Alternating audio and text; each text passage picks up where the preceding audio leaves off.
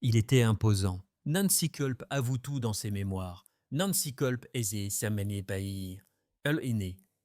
Nancy Jane Culp, le 28 août 1921 à Harrisburg, Pennsylvanie, aux États-Unis, fille unique de Marge et Robert Tilden Culp.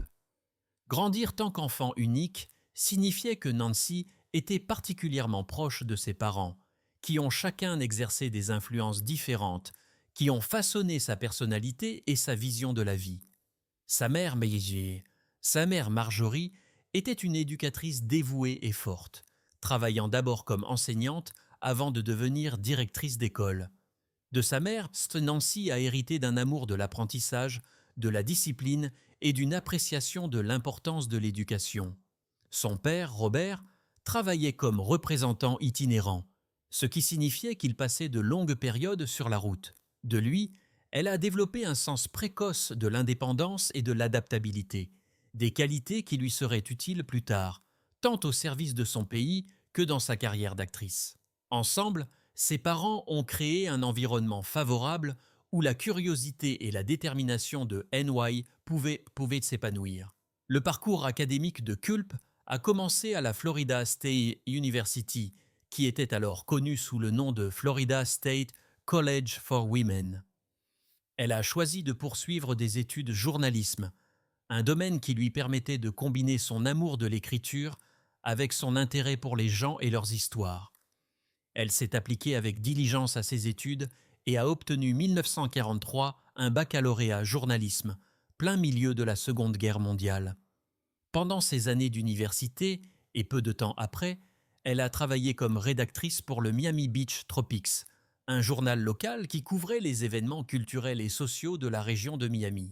Ce travail lui a non seulement donné une précieuse expérience écriture, mais l'a également initié au monde du divertissement et des personnalités publiques, suscitant un intérêt qui la guiderait plus tard vers Hollywood. Après ses études de premier cycle, Nancy a continué ses études à l'université de Miami, affinant davantage ses compétences intellectuelles. Cependant, l'attrait de la Seconde Guerre mondiale court était trop fort pour être ignoré. Comme beaucoup de jeunes Américains de sa génération, elle s'est sentie obligée de contribuer à l'effort de guerre. Elle a quitté ses études pour s'enrôler dans la réserve navale des États-Unis, rejoignant plus précisément la branche féminine connue sous le nom de Waves. Femme acceptée pour le service d'urgence bénévole. Sa décision était à la fois courageuse et patriotique, car les femmes dans l'armée étaient encore relativement nouvelles et confrontées à des défis uniques. Nancy a excellé pendant son service, gagnant le respect de ses pairs et de ses supérieurs. Elle a reçu de nombreuses décorations et distinctions pour son travail, prouvant qu'elle était non seulement capable, mais aussi très dévouée. Après la fin de la guerre, elle a été libérée avec honneur 1946, après avoir fièrement servi son pays pendant l'une des périodes les plus tumultueuses de l'histoire. Après son service militaire, Nancy Culp a commencé à explorer une nouvelle voie professionnelle. 1951, elle était entrée dans le monde du théâtre, faisant ses débuts au cinéma dans The Model and the Marriage Broker. Bien qu'il s'agisse d'un petit rôle, il a marqué le début d'une longue et riche carrière à Hollywood. L'année suivante, elle a obtenu des rôles dans The Marrying Kind et Steel Town, gagnant progressivement visibilité. Peu de temps après, elle a décroché un rôle dans le film musical et sportif comique The Caddy, où elle jouait Emma. Cette performance a mis valeur son sens du timing comique et son talent pour les rôles de soutien, des traits qui allait bientôt devenir sa marque de fabrique. 1954, la carrière de NY a franchi une étape importante lorsqu'elle a été choisie pour incarner une femme de chambre dans la comédie romantique Sabrina, avec Audrey Hepburn, Humphrey Bogart et William Holden. Le film a connu un immense succès et, bien que son rôle ait été petit, il a offert à Nancy une visibilité inestimable. Le film, adapté de la pièce de Samuel A. Taylor, Sabrina Fair, est devenu un classique et la présence de Culp dans une production aussi prestigieuse a contribué à établir sa réputation d'actrice de second rôle fiable. La même année, elle a également joué dans des séries télévisées telles que Topper et December Bride, commençant à se diversifier dans le domaine pleine croissance de la télévision. Sa carrière à la télévision a pris de l'ampleur en 1955 lorsqu'elle a rejoint le casting du Bob Cummings Show dans le rôle de Pamela Livingston, un rôle qui l'a fait connaître du public. Pamela était excentrique et intellectuelle, des traits quand quelques culpes jouaient avec chaleur et humour. La même année, elle est également apparue dans plusieurs films notables, dont The Shrike, Not as a Stranger, You're Never Too Young et Count Three and Pray. Parallèlement, elle était très occupée à jouer dans de nombreuses émissions de télévision telles que It's a Great Life, Svengali and the Blonde, Schlitz Playhouse et General Electric Theater. Sa polyvalence et son éthique de travail ont rapidement fait d'elle une présence familière sur les petits et grands écrans. À la fin des années 1950, plus précisément entre 1956 et 1957, Nancy Kolb a obtenu des rôles récurrents dans deux émissions de télévision bien connues, Are Miss Brooks et Date with the Angels. Ces rôles lui ont permis de développer davantage son style comique, qui penchait vers des personnages excentriques mais attachants. Parallèlement, elle a continué à apparaître dans des longs métrages, notamment Anything Goes, God is My Partner, The Three Faces of Eve, Shootout at Medicine Band et Kiss Them for Me. À ce stade, elle s'était fermement établie comme l'une des actrices de second rôle incontournables d'Hollywood. De 1958 à 1961, Nancy a été extrêmement occupée par son travail à la télévision. Elle est apparue dans des épisodes d'émissions populaires tels que Colgate Theater, The Real McCoys, 77 Sunset Strip, Playhouse 90, Sunday Showcase, Bourbon Street Beat, Shirley Temple Storybook, Mr. Ed et The Jack Benny Program. Sa capacité à s'adapter à un large éventail de genres, de la comédie au drame, a fait d'elle une actrice très demandée. Elle a également joué dans plusieurs films pendant cette période, conciliant les deux carrières avec aisance. Dans les années 1960, Nancy Kolb s'est davantage concentrée sur le cinéma. Elle est apparue dans des comédies telles que Who's Minding the Store avec Jerry Lewis, The Psy et Strange Bedfellows.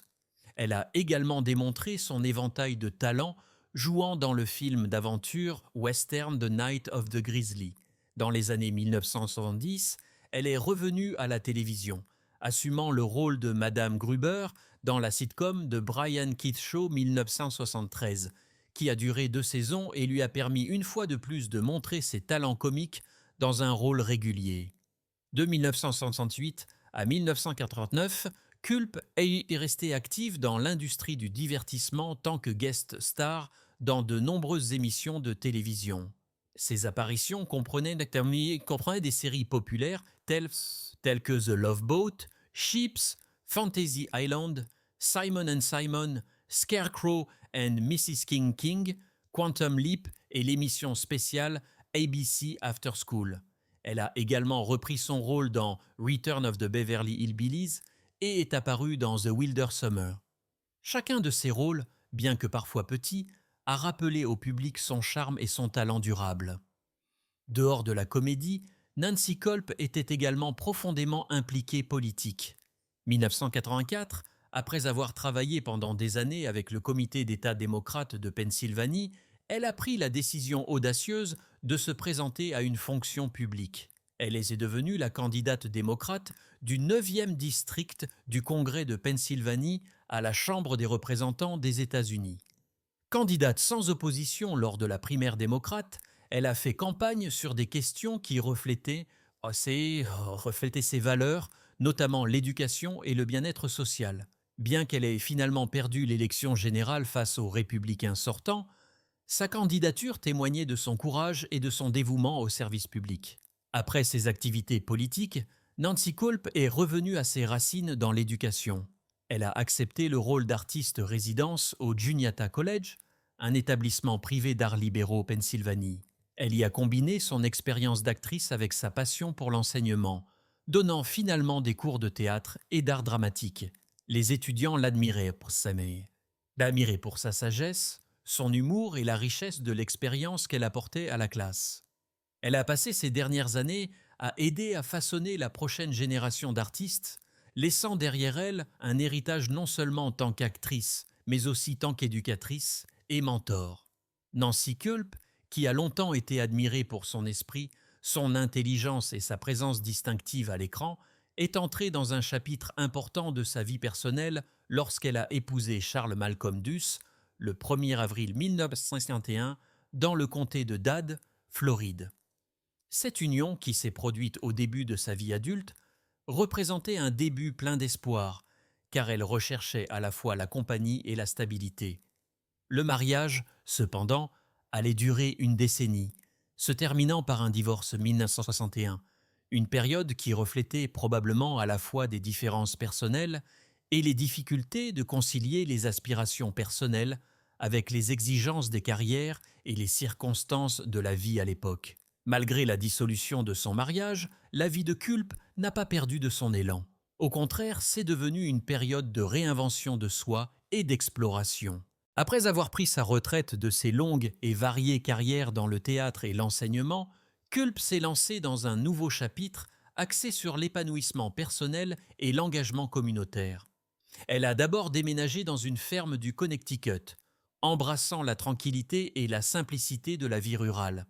Ce passage à la campagne lui a permis de se connecter avec la nature, de profiter du rythme tranquille de la vie à la ferme et, peut-être, de trouver un sentiment d'ancrage après des années passées sous le regard du public. Ce déménagement symbolisait également une décision consciente de s'éloigner de l'examen minutieux intense d'Hollywood et du monde universitaire et de cultiver un style de vie qui reflétait soit ses valeurs et ses intérêts personnels. Plus tard, Kulp a déménagé à Palm Springs, Californie, une communauté connue pour sa scène culturelle dynamique et son environnement philanthropique actif. À Palm Springs, elle s'est immergée dans le travail caritatif, consacrant du temps et de l'énergie à plusieurs organisations qui correspondaient à ses passions. Elle s'est activement impliquée dans la Humane Society of the Desert, démontrant son profond engagement envers le bien-être des animaux et sa compassion durable pour les êtres vivants. De plus, elle a contribué à la Desert Theatre League, soutenant les arts de la scène et encourageant les talents théâtraux locaux, reflétant son lien de toujours avec le monde du spectacle et son désir de redonner à la communauté artistique. Kulp a également soutenu United Cerebral Palsy, plaidant pour les personnes handicapées et prêtant sa voix et ses ressources pour améliorer la qualité de vie de ceux qui ont besoin. Grâce à ses efforts, Nancy Kulp a illustré une vie post-retraite riche services, empathie et engagement culturel, laissant un héritage non seulement en tant qu'actrice et éducatrice accomplie, mais aussi tant que philanthrope dévouée qui a continué à toucher la vie de nombreuses personnes grâce à son travail caritatif.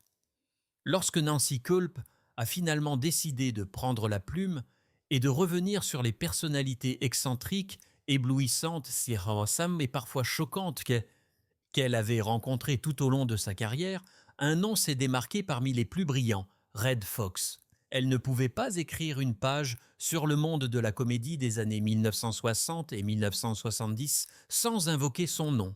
Pour Nancy, ce n'était pas seulement un artiste, pas seulement un homme qui racontait des blagues qui oscillaient entre le génie et la vulgarité. Il était, selon ses propres mots, imposant. Par imposant, Nancy ne voulait pas seulement dire dans le sens évident de la renommée et de la réputation. Elle voulait dire cela d'une manière plus grande que nature. Fox était le genre d'homme qui pouvait entrer dans une pièce et immédiatement attirer l'attention sans même parler. Son rire portait sur les plateaux de studio. Sa présence remplissait une pièce et son humour pouvait percer l'atmosphère hollywoodienne la plus étouffante. Pour Nancy, qui avait souvent été cataloguée comme la Miss Jane Hathaway, digne et correcte, dans The Beverly Hillbillies, Fox était comme l'opposé complet, sauvage, indompté, audacieux et totalement intrépide dans sa comédie. Nancy se souvenait de la première fois qu'elle l'avait rencontré lors d'une visite sur le plateau pendant le pic de popularité de Sanford & Son. L'émission était révolutionnaire, une sitcom qui n'avait pas peur de s'appuyer sur des commentaires sociaux acerbes et de présenter la vie des Noirs d'une manière que la télévision américaine avait rarement tenté auparavant. Pour Nancy, l'énergie sur ce plateau était électrique. Redd était le cœur de l'émission. lançant des blagues entre les prises, repoussant les limites avec ses camarades de jeu et refusant de laisser quiconque oublier que c'était son territoire. Elle a admis dans ses mémoires qu'elle avait été stupéfaite non seulement par son génie comique, mais aussi par le magnétisme brut qu'il dégageait hors caméra. Il était imposant, a-t-elle écrit, personnalité, voix, confiance. Il était impossible d'éteindre cette étoile, il brillait trop fort. Mais elle a également laissé entendre que l'expression avait un double sens. La réputation de Red Fox auprès des femmes à Hollywood était légendaire, murmurée dans les loges et les cocktails, une sorte de plaisanterie intérieure qui flottait dans l'industrie. Nancy, qui n'a jamais hésité à faire preuve de franchise dans ces dernières années, a avoué qu'elle avait elle aussi entendu et même personnellement été témoin de l'aura de cette réputation.